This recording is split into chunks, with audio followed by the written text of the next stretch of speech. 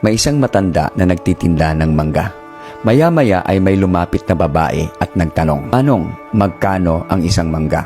Sabi ng matanda, 10 ang isa. Sabi ng babae, "Bibili ako ng 20, pero ang gusto ko, 3 ang isa. Kung di ka papayag, aalis na lang ako." Sumagot ng matanda, "Sige ma'am, bilihin nyo na lang po sa presyong gusto ninyo. Wala pa akong benta sa araw na to." At bumili nga ang babae. Pagkatapos niyang bumili, pumasok ang babae sa sikat na restaurant sa syudad para bumili naman ng kanyang pagkain. At ang tanong niya, "Magkano ang pagkain nyo?" Sumagot ang cashier, 450 lahat ma'am. Nagbayad ang babae ng 500. Sabay-sabi, "Sayo na ang sukli."